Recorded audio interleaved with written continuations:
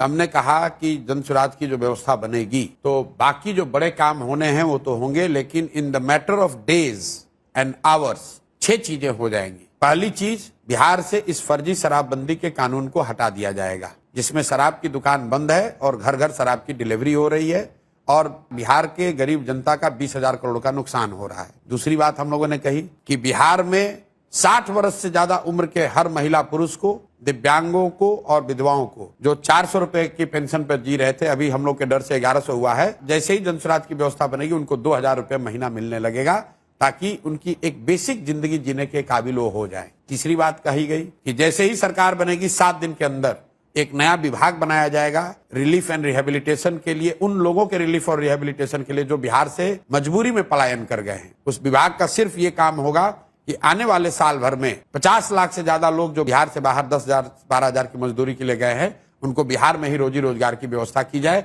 उनको बाहर न जाना पड़े।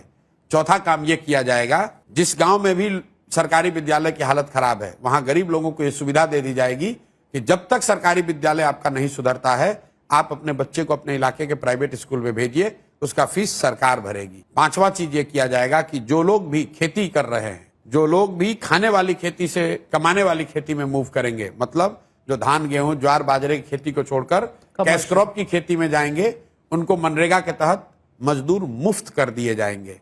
और छठवीं और अंतिम बात, जितने भी लोग यहाँ पर रोजी रोजगार करना चाहते हैं, जो महिलाएं हैं, युवा हैं, उसको हम लोग भीख नहीं देना चाहते हैं। उसको ये कहते हैं कि आप कर्ज लीजिए, कर्ज पर आपको 10% 12% ब्याज नहीं लगेगा, 4% ब्याज लगेगा।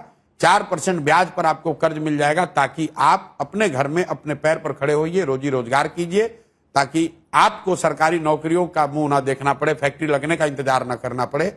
ये 6 चीज जन स्वराज के आने के मैटर ऑफ डेज में कर दिया जाएगा।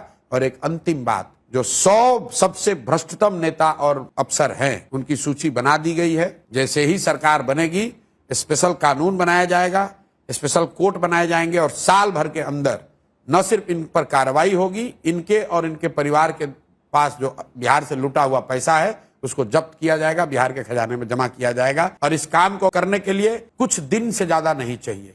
इसलिए मैंने कहा है, जन स्वराज की जब घोषणा पत्र आएगा उसमें लिखा होगा मैक्सिमम 100 दिन के अंदर ये 7 काम नहीं हम लोगों ने कंप्लीट किया तो 100 दिन के बाद इस सरकार को इस्तीफा दे देना होगा।